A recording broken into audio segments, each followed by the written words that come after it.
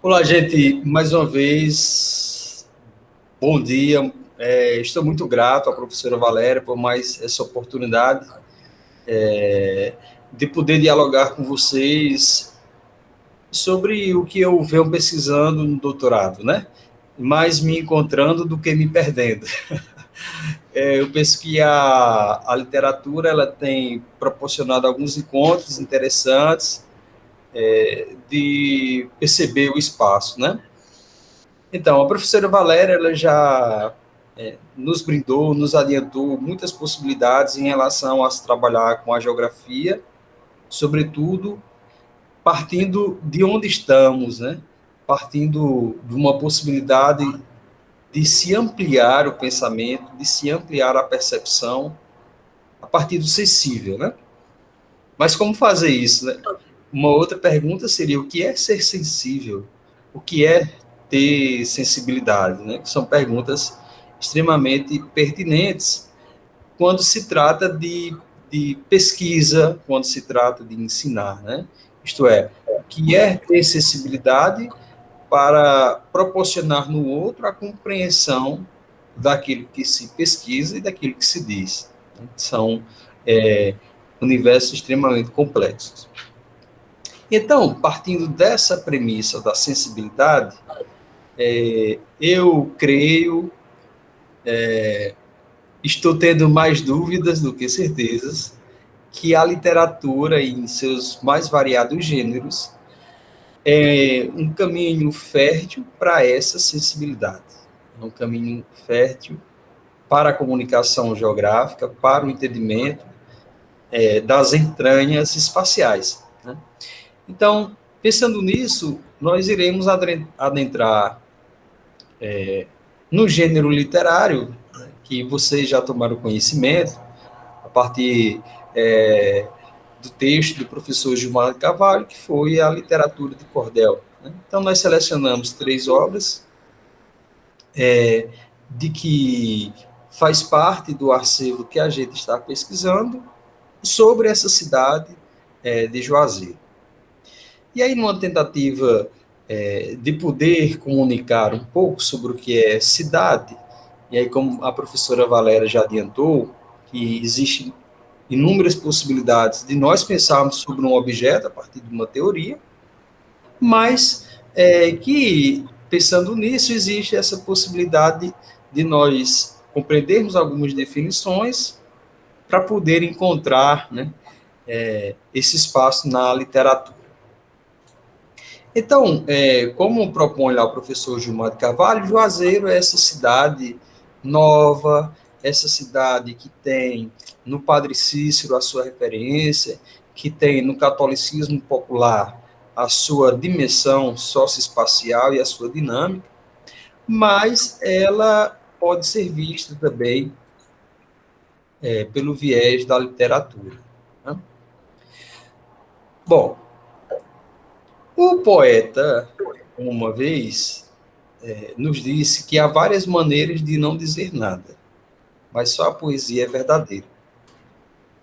Poeta Manuel de Barros. E eu levo isso muito a sério. Embora seja uma brincadeira do Manuel de Barros, brincando com a nossa cabeça, ele faz e tem uma levada muito interessante, né? Há várias maneiras de não dizer nada, mas só a poesia é verdadeira. Olha que coisa chocante. Então, como a gente pode pensar que é cidade? Seria um território urbano? O que é urbano? É o que qualifica a cidade, se distingue do campo e do rural? Seriam coisas totalmente simples, né? E até talvez óbvias para algumas pessoas. Então, a ciência geográfica, ela talvez aponte algumas respostas para esses questionamentos, assim como a história, a psicanálise, né? O espiritismo, o conhecimento que é comum a todos nós, que é o senso comum, né? E a cidade como território, né? Que conflui para um entendimento sobre o que é urbano, sobre o que é ser cidadão, sobre o que é ser gente. Talvez esses seriam alguns caminhos que a geografia, junto com outras ciências, elas já tentaram apontar. Bom, mas Manuel de Barros diz que a poesia é a verdadeira, né? Entre as coisas que se diz sobre o nada. Então, é uma provocação tanto quanto interessante. Pois bem, a cidade em si, ela atrai muitas coisas, né? Ela atrai noções políticas, ela vai atrair pessoas que estão migrando por terem lido uma literatura, né? Como a professora Valéria já nos apresentou. As pessoas migram porque acreditam que a poesia é a única coisa verdadeira, né? E por que a poesia é a única coisa verdadeira? Eu estava pensando no Manuel de Barros. É porque sai do coração.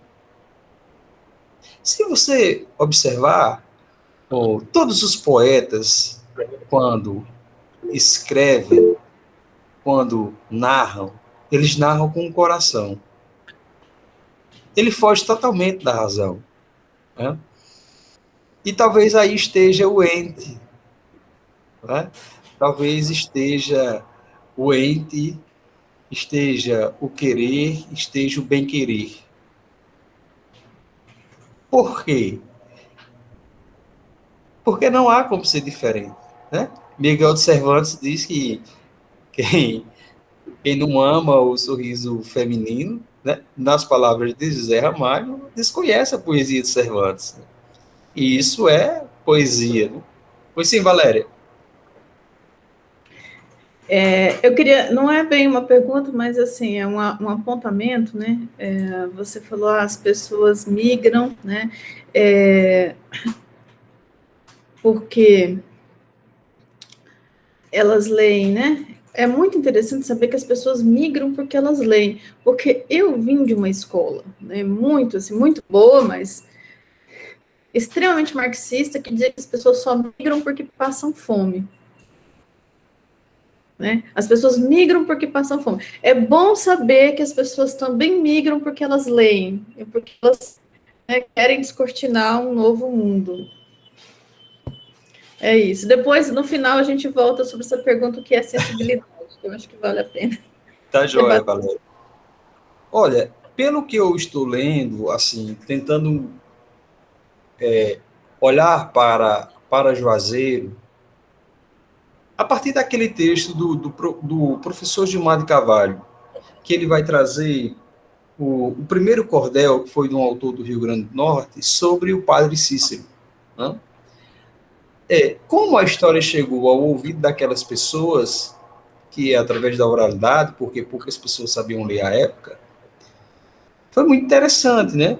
Porque, veja, a migração que aconteceu, evidentemente, naquela época para cá, as pessoas vão dizer, não, mas é por conta do misticismo, por conta do milagre, etc. Bom, mas teve a palavra, né? Teve a palavra que foi precisa ser escrita, depois ser dita na oralidade, e quando isso se coloca, as pessoas ouvem, e as pessoas simplesmente migraram, né? Seria até um tanto quanto reducionista, e talvez até perverso, né? A gente dizer que isso, a fome, claro, evidentemente, né? Que é um dos motivos, né? A migração, que é, no caso, uma migração forçada, mas é um tanto quanto eu vejo de pessimismo, né? Talvez, né? Poxa, é como se as pessoas só se deslocassem, enfim. Então, a cidade é esse imã, né? Que, que, que atrai coisas, né? E aí os motivos são variados, né? O porquê das pessoas que se podem migrar, né, em busca do seu desejo, de ter num espaço, na cidade, a realização, talvez, de sonhos, e alguma coisa do tipo. Bom, Manuel de Barros também, mais irônico do que nunca, ele disse que de dentro de mim não saiu nem para pescar, né? Então, veja que morada interessante é essa da poesia, né? De dentro de mim não saiu nem para pescar. Se a cidade é onde esse cotidiano se estabelece, existe essa dinâmica social, ela também está nessas artes, né? Da literatura, das canções, das telas. Mais à frente a gente vai ver que Valéria Cristina, em 2018, escreveu um texto que trata sobre isso, quando ela analisa algumas obras de arte. Mas, na década de 70, houve um paraibano e outro rapaz chamado Timaya, né? Cassiano e o Timaya, que fizeram uma canção que eu acho que alguns de vocês já ouviram, que é a canção Padre Cícero. Então, quer dizer, pensar na literatura é também pensar esse concreto, vivido, experienciado que nós estamos no nosso dia a dia, que seria até contraditório fazer essa separação, né? Entre o corpo, a mente e o espírito, né? Enfim. E, nesse sentido, o espaço, a cidade, ela está entremeada por essas obras que a gente vai escutar agora, essa canção, para que vocês possam ver como Timaya e o Cassiano apresentaram o Padre Cícero, mas que, por outro lado, na verdade, trazem Crato e Juazeiro como essa perspectiva da gente pensar a cidade. Então, quer dizer, a literatura, a canção, né, a música, elas são pontos de convergência que trazem as espacialidades, né? E como Valéria disse, os estudos sobre literatura, talvez na geografia, sejam até um tanto quanto recentes, né? Teve um boom. No entanto, já existiam algumas coisas que eram feitas, né? Por quê? Porque isso traz o sentido da sensibilidade. Bom, e como é que Timaya cantou isso? Então vamos uma música soul, né, puxada bem próximo do jazz. Espero que vocês gostem.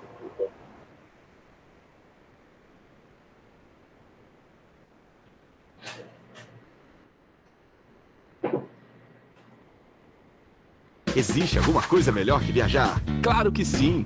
Viajar com até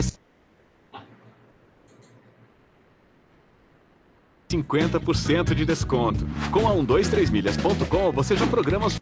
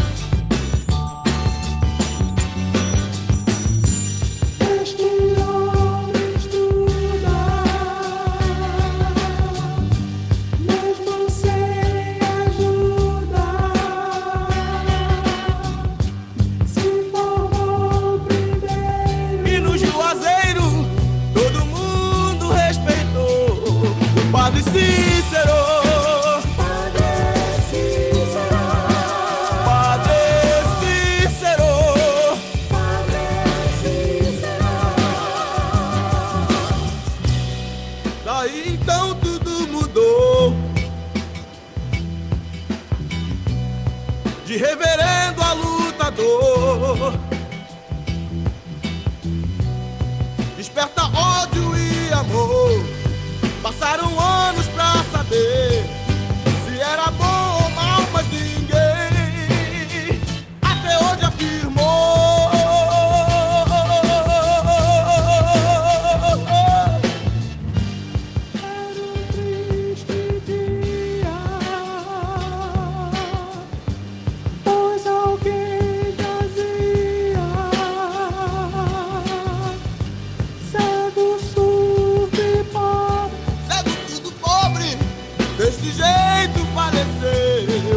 Padre Cícero, Padre Cícero, Padre Cícero, Padre Cícero, Padre Cícero, Padre Cícero.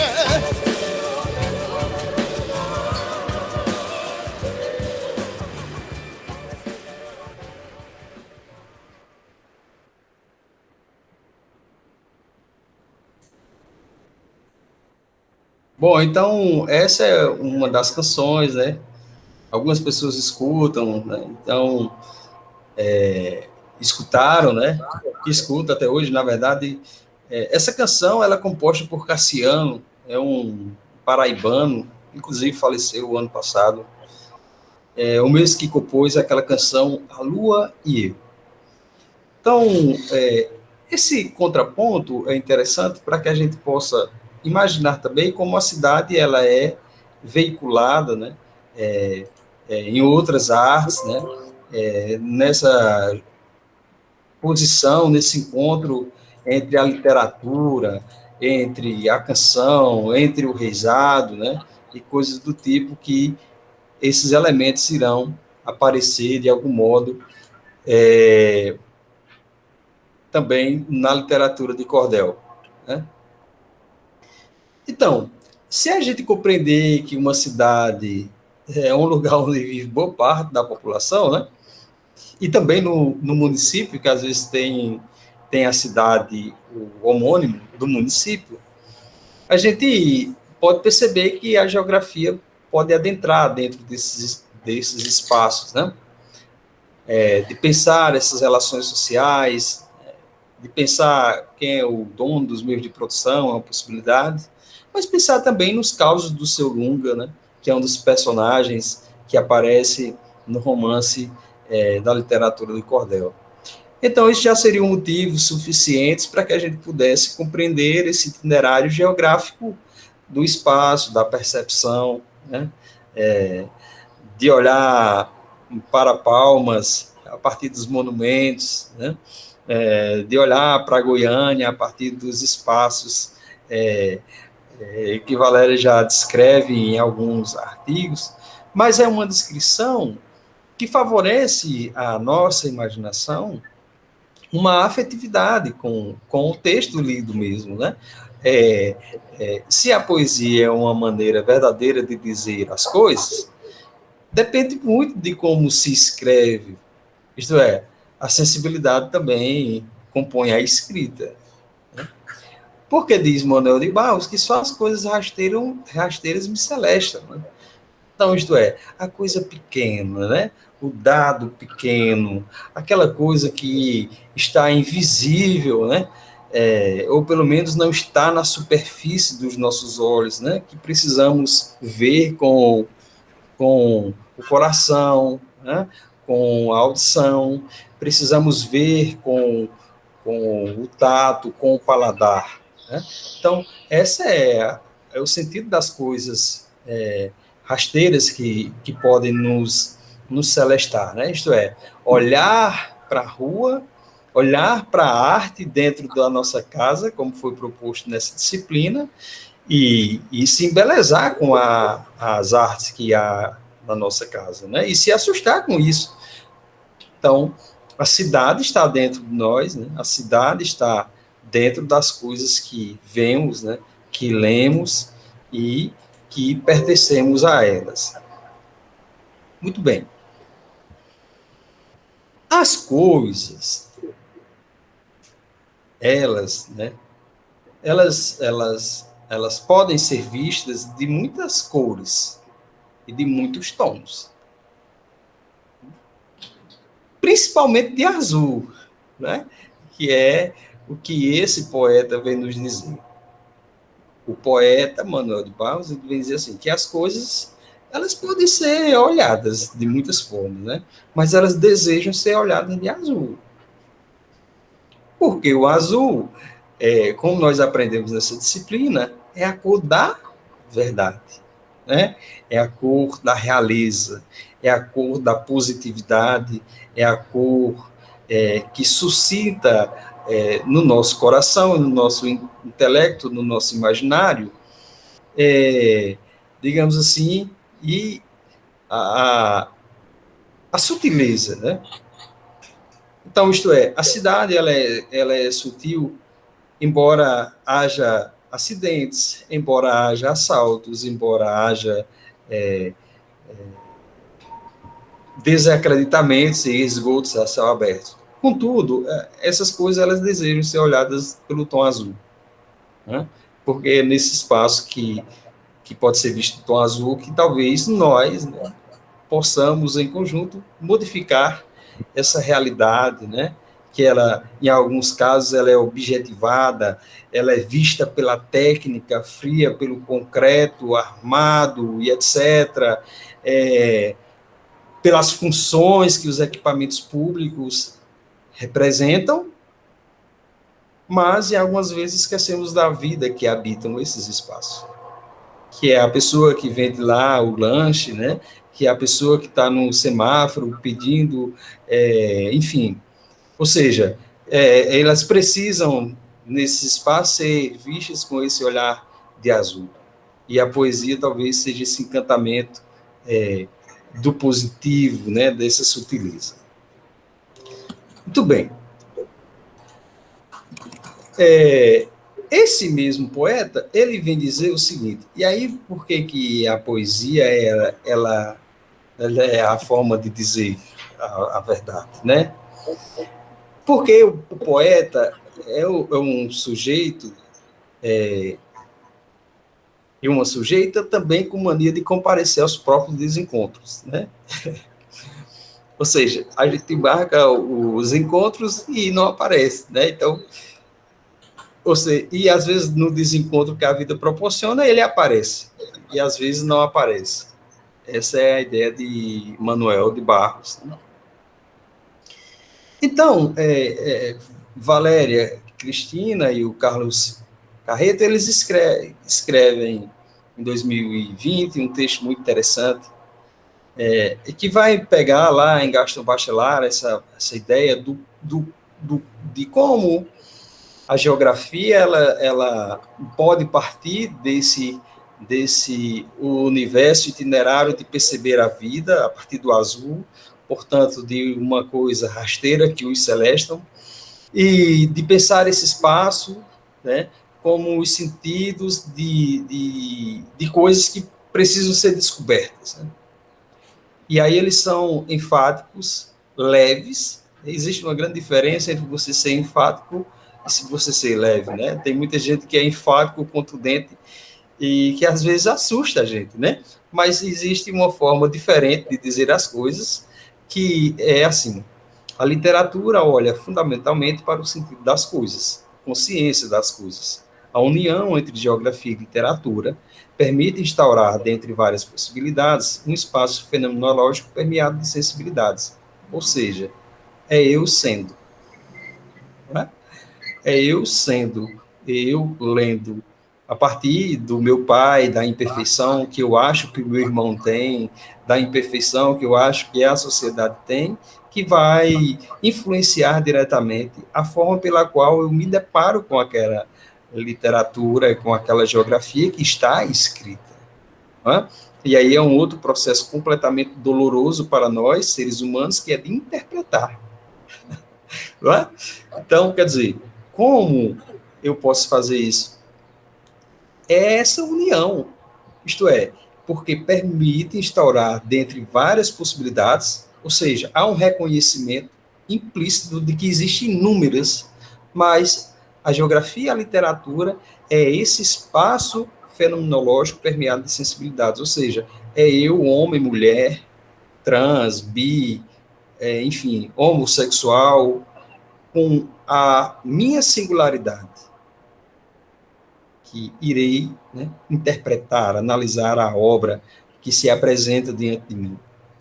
Então, quer dizer, é essa união entre geografia e literatura. E por isso que, às vezes, os poetas comparecem aos próprios desencontros, né? Por quê? Porque eles analisam as coisas de modo azul, né? As coisas pequenas, os celestam, né?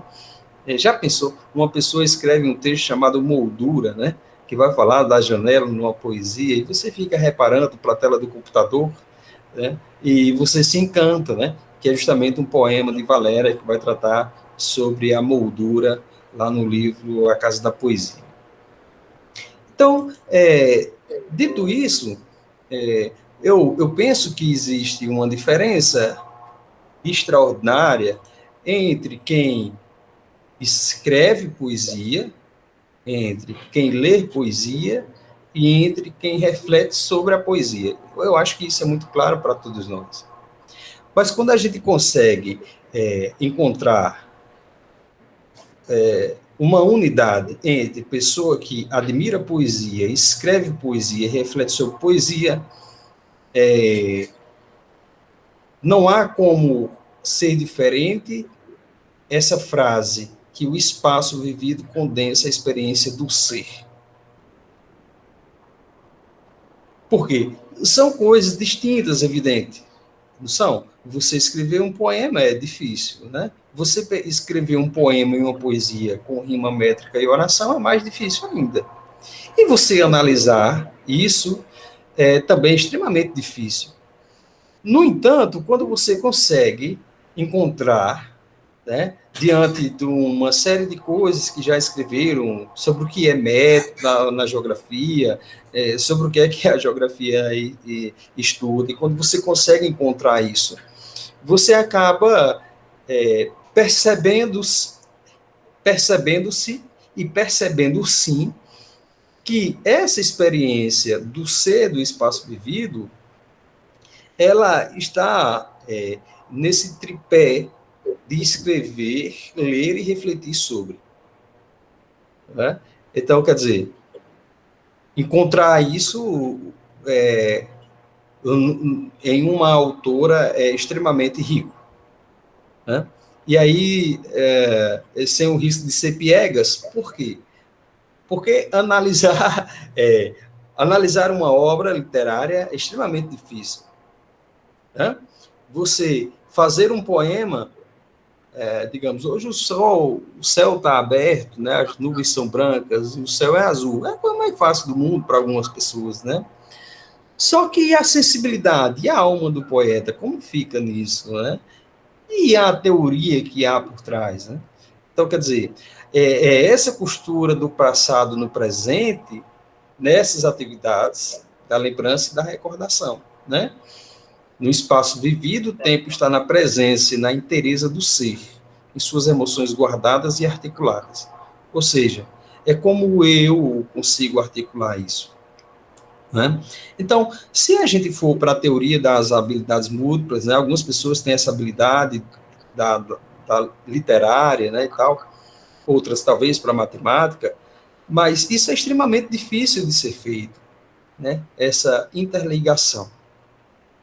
Bom, e aí nesse fragmento azul acima, nessa frase que tem geografia e literatura, Juazeiro do Norte em rima, métrica e oração, a cidade narrada na literatura de cordel, talvez seja esse sentido dessa ligação da experiência do ser, né, com o espaço, né, com a romaria, né, com os sujeitos que circundam esses espaços, com os sujeitos que cortam as xilogravuras, que ilustram as capas dos cordéis, né, a rima como essa possibilidade de experimento, a métrica que desconstrói, em alguns casos, a lógica da língua portuguesa coloquial, porque para o poeta vai ter mais significado a sílaba poética do que mesmo a sílaba tônica, por exemplo,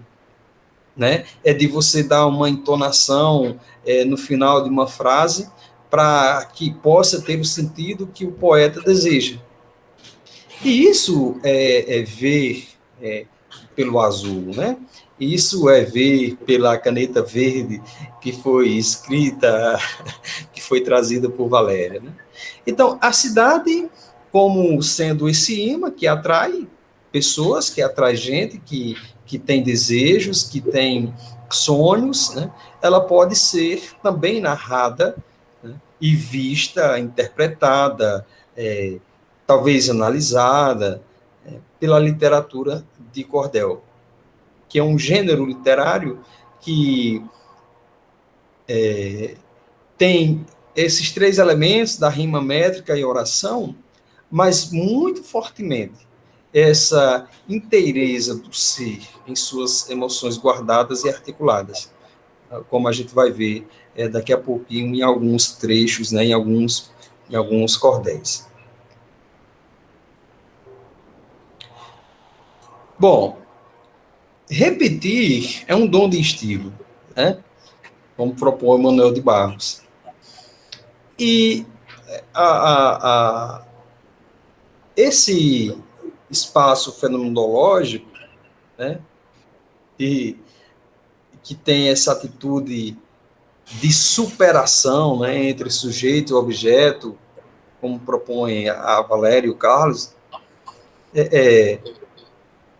na literatura de cordel, na rima, na métrica e oração, a gente começa a ver, né, que a associação entre geografia e literatura, como eles estão propondo, existe esse outro olhar. Por quê? Os gêneros que se analisam em algum momento são romances, são crônicas, são contos, né? Coisas dessa natureza. E esse gênero literário, que na história e na língua portuguesa ele é analisado, ele também traz esses elementos de superação entre sujeito e objeto. E a fenomenologia, ela propõe essa superação, e quando a gente vai perceber a inteireza do ser, né, do porquê do xilogravador fazer aquela cena, do porquê talvez o poeta já imaginar um verso pensando na xilogravura. Isso é a inteireza do ser, porque lá tem o trabalho, né? Tem o desejo de que aconteça, tem a intencionalidade.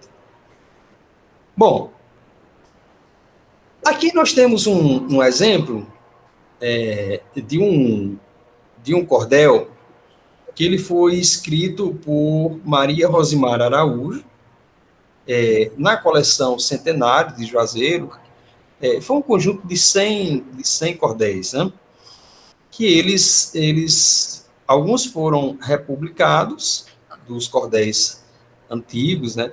E em 2011, quando o município completou 100 anos, houve também, né, abriu-se um edital que pudesse escrever lá os poetas cordelistas temas que ligassem ao centenário de Juazeiro. Bom, o título desse, de Rosimar, é Sonho e Realidade. A cidade de Juazeiro nasceu de um povoado, 3 frondosos juazeiros, verdes e bem assombradados, na fazenda Tabuleiro, com o Rio Salgado do lado. Quando a gente falou sobre a liberdade poética, né, a sílaba poética, você vê aqui que, para que pudesse ter a rima, né, a poetisa escolheu aqui 2 palavras, juazeiros e ensombradados. Se você vê, elas estão no plural. No entanto, quando você declama, parece que ela está no singular. E essa é a beleza das coisas rasteiras que celestam o mundo do cordel, porque há uma indicação aqui muito clara nessa cestilha, que é um verso de 6, uma estrofe de 6 versos, que eles colocam justamente, a Rosimar, nos colocam com a origem do município, né?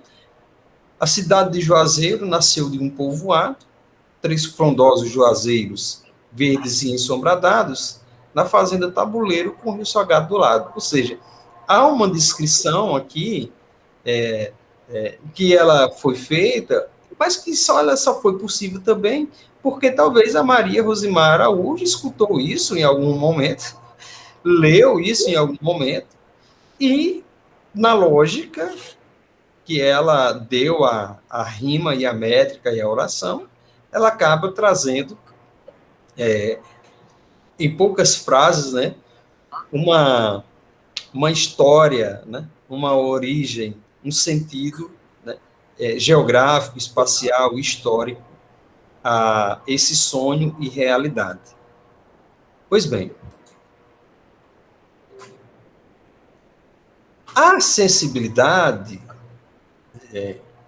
como diz Valéria no texto escrito sobre o imaginário, ela não pode ser tratada, né, com um sentimento piegas e superficial.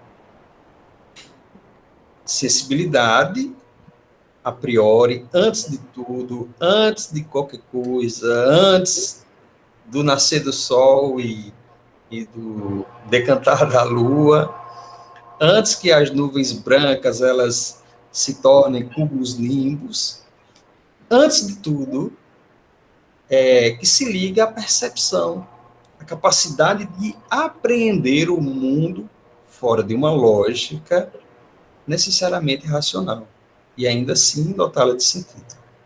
Ou seja, uma casa é uma casa, sim, todos nós sabemos que uma casa é uma casa, geralmente de alvenaria, construída com cimento, né, tijolos e tal, tem a cerâmica lá, o porcelanato, né?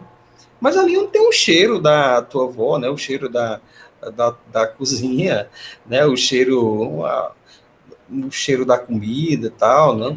O cheiro da infância, lá de São Paulo também, que foi um outro texto que Valéria escreveu e tal. Então, quer dizer, antes de tudo, antes do galo cantar às 3 da manhã, não sei se por aí canta às 3 horas, mas geralmente é às 3 horas, né? Então, antes de tudo, antes de qualquer coisa, né?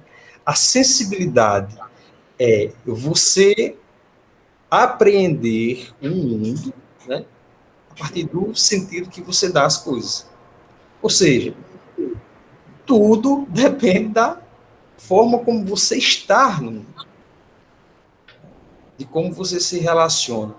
Então, quer dizer, sensibilidade não deve ser confundida com sentimentalismo piegas, superficial, né?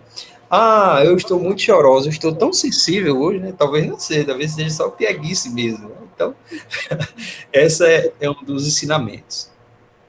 Por quê? Manuel de Barros, ele vem alertar a gente, ele diz assim, ó, poesia não é para compreender, poesia é para incorporar. Ah, não gostei de poema tal, mas pode ler outros, né? Talvez você goste um dia, assim, pô.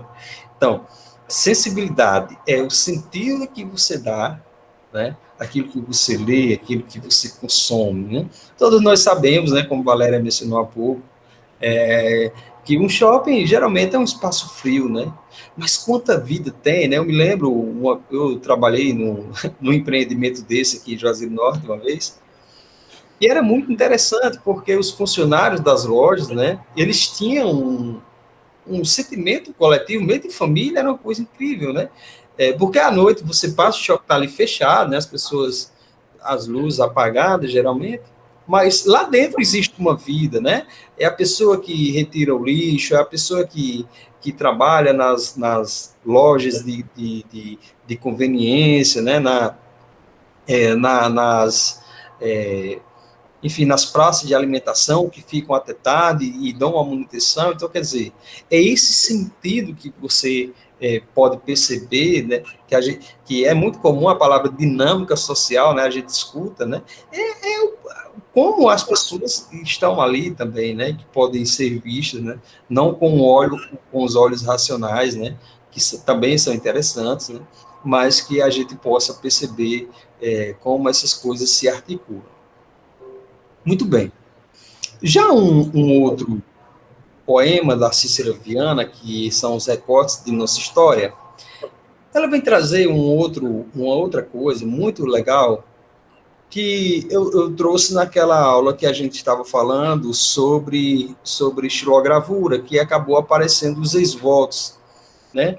Esse casarão lá do Horto é onde eu fiz aquela fotografia, né? Fica de frente, assim. Então, a poetisa, ela disse assim: no casarão lá do horto, Padre Cícero se recolhia, Águida também morava e a todos recebia. Contente mostrava o quarto que meu padrinho dormia. Olha que coisa louca, né? A pessoa, né? Recortes de nossa história, né? Você disse, nossa, vai trazer aqui um prédio, tudo bem que o casarão é um prédio, né? Mas vai trazer, enfim, um personagem. Mas a pessoa vai no quarto. A poetisa vai no quarto, né? Quer dizer, poxa, realmente, né? O casarão lá no horto, o Padre Cícero se recolhia. Águida também morava e a todos recebia. Contente mostrava o quarto que meu padrinho dormia. Quanta sensibilidade da poetisa em captar essa informação de que é justamente neste espaço onde aqueles que em devoção visitam a cidade, que lá o padrinho dormia. Né? E é interessante, você entra nesse casarão, é um museu, como se fosse um museu vivo, né? Tem umas estatuetas, acho que tamanho, não sei se a palavra é essa, tamanho real, né? Mas é como se fosse tamanho real, assim, de uma pessoa adulta, né? Tem lá e tal. E é bem interessante, porque esses objetos existem nesse espaço. Né? E a pessoa pegar essa referência de que nesse museu, né? Que hoje é um museu, né? Que também é uma igreja ao mesmo tempo, tem missa, que tem lá os ex-votos na parede, um monte de fotografia, aí representação de perna, de braço, e de repente a poetisa diz assim, não, Águida recebia todo mundo lá e mostrava o quarto onde meu Padre Cícero dormia. Né? Então, esse sentimento, né, de olhar para as coisas rasteiras, né, de olhar para a sensibilidade. A danada da razão, né, tem um velho ditado que diz assim, né, os olhos não veem o que o coração não sente, né? Acho que boa parte de nós, dos cringes que estão nessa aula, já ouviram esse recado, né? O coração não sente e aquilo que os olhos não veem também, né? Bom, a razão é a última coisa que deve entrar na poesia. Porque senão perde graça, né? Perde graça, né? Quando a gente vai tentar encontrar a razão da poesia, você vai tentar explicar a poesia, é melhor você mandar uma música. Né? Quando você receber uma poesia, manda uma música, né? Por quê? Porque não tem como você explicar, você se encanta com a beleza poética, né? E essa é uma das sensibilidades emergentes na poesia, né? Que Valéria propõe, né? Através de sentir, né? De interligar, romper essas fronteiras, né? Embora a geografia ela se interesse pelo espaço, né? Tal, pela cidade, que esse recorte objetivado que a gente essa fluidez por esses explorados, né? Essa convergência entre diferentes saberes que contempla essas perspectivas socioculturais, espaciais e temporais contemporâneas. Ou seja, que está interligado com a linguagem, que está interligado com a comunicação, que está interligado com o que propôs o Júlio Argan, que está interligado com o que propôs o Nelson Brissac sobre as nuvens, né? Olha que coisa interessante, a pessoa olhar para as nuvens e escrever um texto refletindo sobre as nuvens, né? Então, quer dizer, é essa interligação, né? É esse sentido que faz do ser sujeito homem e mulher, né?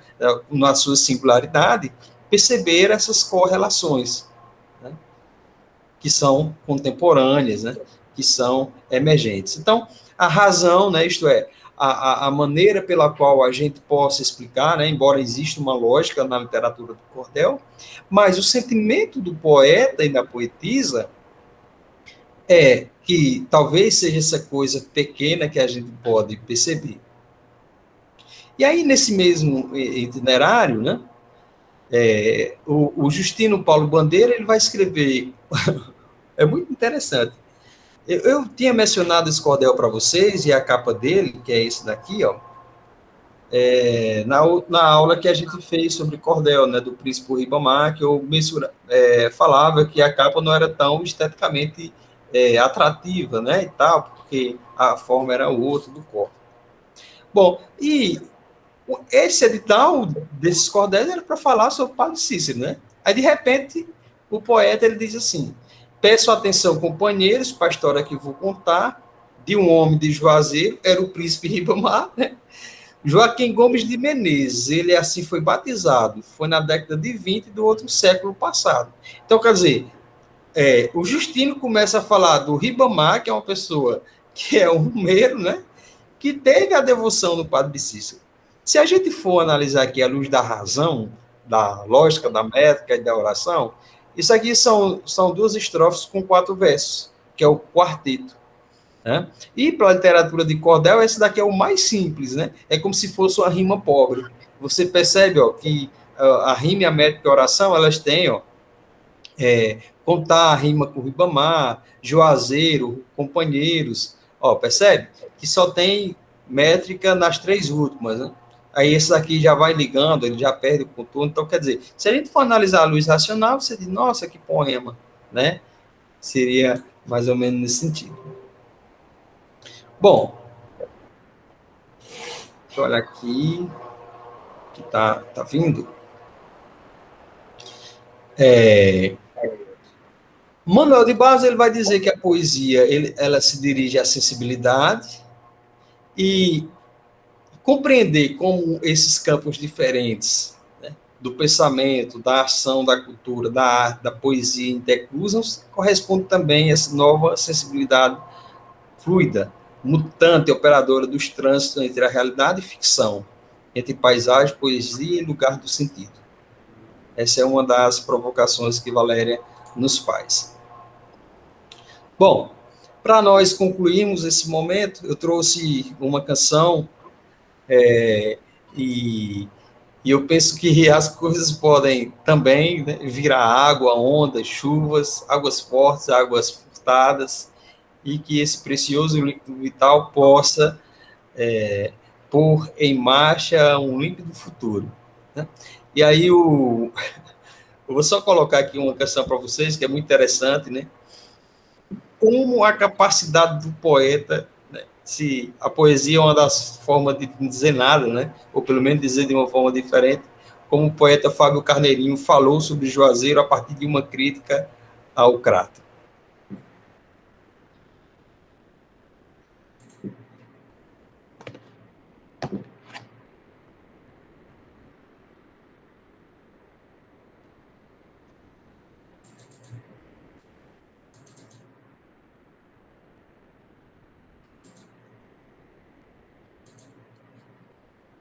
Você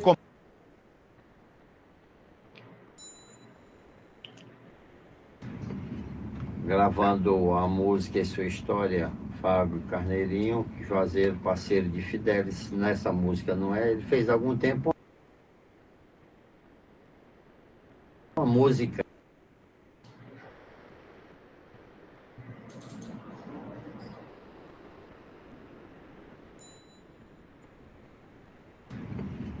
Gravando a música e sua história, Fábio Carneirinho, Juazeiro, parceiro de Fidelis, nessa música, não é? Ele fez há algum tempo uma música dizendo que o melhor lugar do mundo era bem pertinho do Crato, mas não era no Crato. Aí eu queria que você contasse essa história aí, de como é essa música e como é que é essa história aí, Fábio.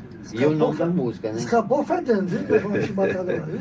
Não, eu morava em Recife, dividindo apartamento com os estudantes, e tinha uma namoradinha lá no Cariri, no Juazeiro, sempre com saudade. Mas, além do Juazeiro, eu gosto do Crato, de Missão Velha, de Barbalho, enfim, do Cariri.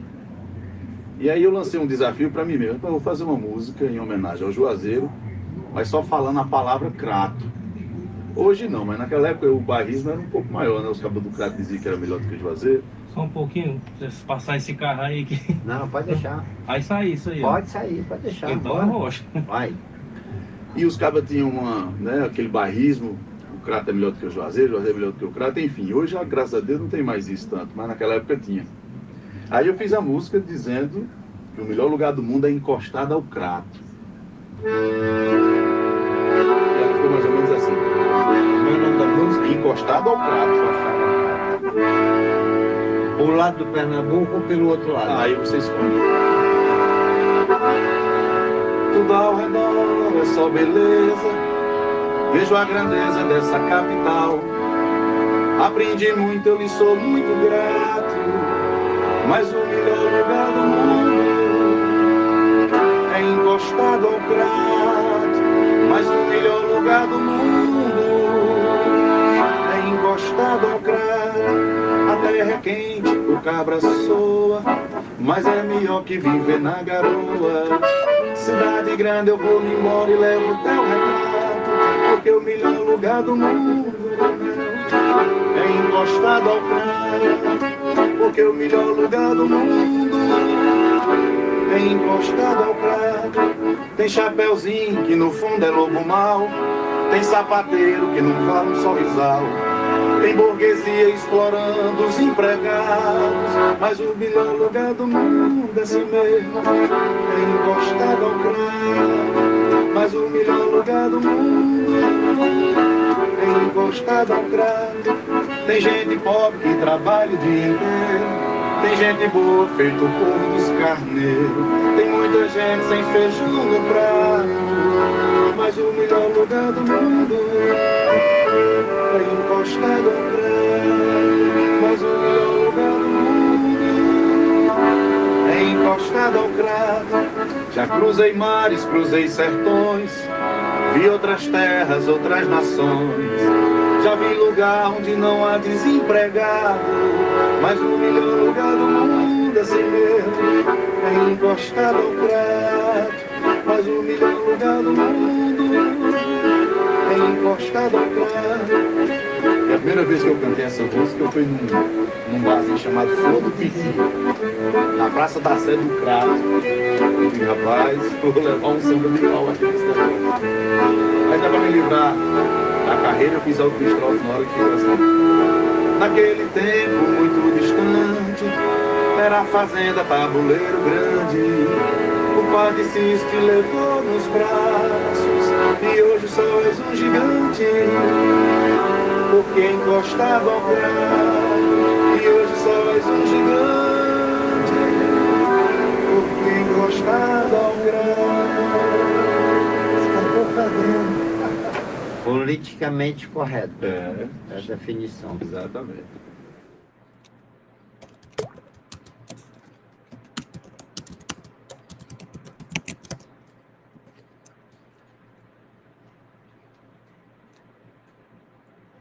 Bom, gente,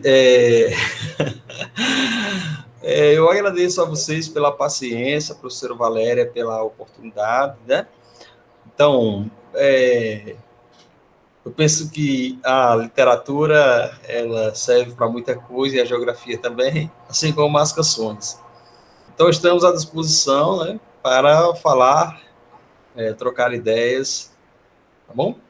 Esse texto, né, um imaginário entre a geografia e a literatura, um texto de Valéria que saiu em 2020, muito bom. Esse outro, espaço fluido no imaginário das artes contemporâneas, acessibilidade emergente, nós já vimos esse texto, ela trabalhou no início dessa matéria. E as considerações finais, eu penso que elas deveriam ser as considerações iniciais, porque ali tem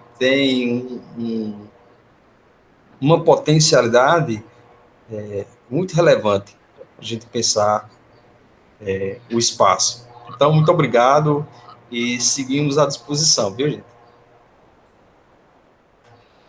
Obrigada, Antônio. Obrigada, Antônio, pela sua apresentação, né, muito boa. Os comentários que a gente fez aqui no chat, que o pessoal também, a partir disso, pode refletir, essa questão da identidade, do lugar, e essa pergunta que você respondeu ao longo da sua fala, né, foi respondendo, mas eu acho que ainda cabe alguns complementos, né, coisa que ainda não foi escrita, mas que já está sendo pensada sobre o que é a sensibilidade, né? Essa sensibilidade que a gente tanto tem falado. Eu advoguei também na minha última apresentação que falta a gente pensar uma fenomenologia da emoção, né? Uma fenomenologia da emoção. Por quê? Porque é isso, né? Ou seja, hoje eu já não, acho que a sensibilidade ela não vem só pela percepção, né? Percepção como eu escrevi lá no texto, é um meio, né? Uma porta de entrada para essa sensibilidade, mas nós temos uma outra ferramenta, né? Ou uma outra possibilidade que é melhor do que a palavra ferramenta para isso, né? Que é a intuição. Então, assim, a intuição que nos coloca as coisas direto na consciência, né? Ou seja, existe um olhar da consciência, vamos dizer assim, um sentir da própria consciência para as coisas, né? E que é cada vez mais fenomenológico, né? Não que a percepção não seja uma fenomenologia da percepção, né? Trabalhada pelo Merleau-Ponty, mas pensar também que essa intuição coloca sensibilidades direto na nossa consciência, e nós transferimos, né, esses sentidos para as coisas.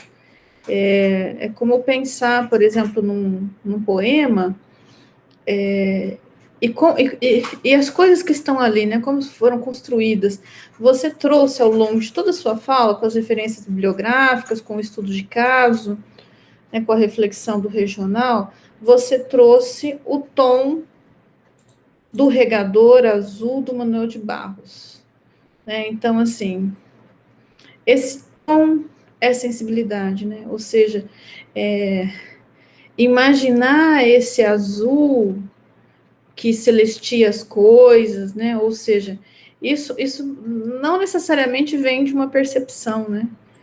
Isso pode vir de uma intuição também, né? Uma outra porta de entrada para as coisas que a gente dá sentido. Então, eu fiquei pensando, né? Eu também tenho aqui uma página, né, de dizeres do Manuel de Barros, tem uma que eu gosto muito, que ele diz que vamos renovar o mundo usando borboletas, né? Então, essa me contempla completamente, né? Vamos renovar o mundo utilizando borboletas, né? Então, assim, gente, renovar o mundo utilizando borboletas, né? Nenhuma percepção leva a isso, uma percepção direta, né? Isso é construído, né, a partir de uma consciência, né, de que as coisas podem ser outras coisas, né, e coisas mais profundas, né? Por isso a poesia é a verdadeira forma. Bachelard concorda completamente, né? Ou seja, só através da poesia que você chega à profundidade das coisas.